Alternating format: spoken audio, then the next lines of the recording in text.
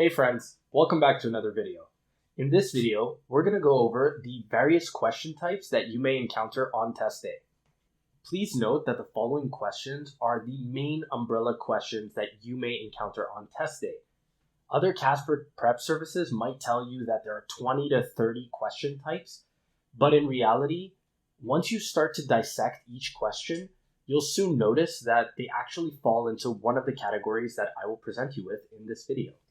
That being said, by test day, it's very important for you to be able to identify which question you're looking at because that's going to help you formulate a complete answer.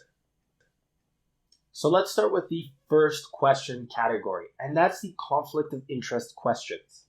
These types of questions involve scenarios in which an individual or organization's personal interests negatively influence their ability to perform a task or make a rational decision.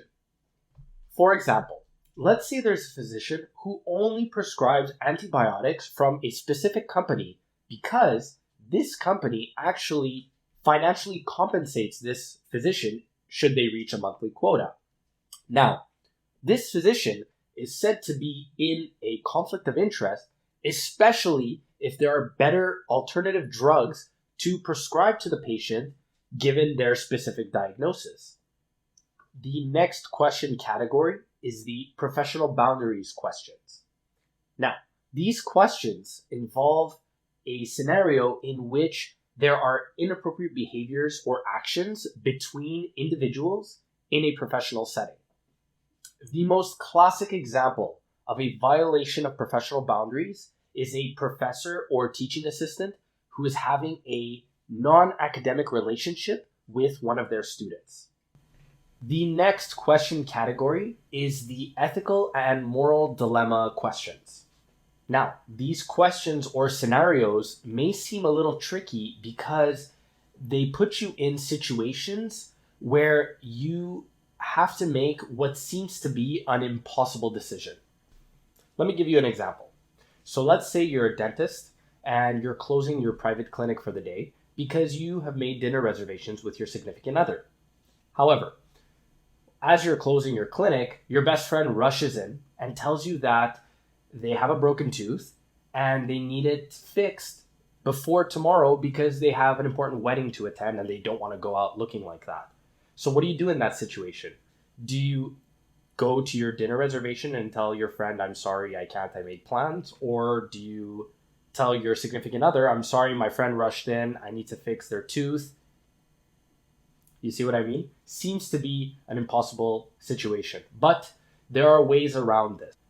But don't worry too much about how to answer all of these examples I've given you. Those are concepts that we're going to cover in a future video. As for the next question category, I almost 100% believe that this next question category will be on your test, and that's the personal question. These are classic scenarios that you can actually prepare for in advance if you start thinking about the different types of personal questions that one might ask you on an interview, for example. Some examples include, describe a time where you failed, or describe a time where you overcame a challenge, or what is your greatest weakness? What is your greatest strength? Now, speaking of overcoming challenges, which you will have to do as a future professional, by the way, another way CASPer can test you on overcoming challenges is with conflict resolution questions. These types of questions involve scenarios in which you will have to resolve a conflict, argument, or problem between two individuals. Now, you might be a bystander watching two individuals in an argument and have to resolve the issue, or you might be one of the individuals in that conflict and still have to resolve the issue. To give you an example, let's say you're a camp monitor and two little boys come up to you, Alex and Ben. And Alex tells you that Ben said a bunch of mean things to him. But then Ben tells you that Alex hit him. So what do you do in that situation? Who do you listen to? So the last question category that you will likely encounter on test day is the policy questions. Typically in these scenarios, a new policy is introduced because it will be adopted or it has been adopted, and you're asked about your thoughts on that policy. So what normally happens is that you give your pros and cons on the policy that is presented to you, and then you give a stance, how you feel about this policy, or if you can propose an alternative solution. That's typically how an answer is formulated for these types of questions. But again, don't worry too much about that because we're actually going to cover that in greater detail in a future video. So I would like to conclude this video by reminding you all that these are the most common question types that you will encounter on test day.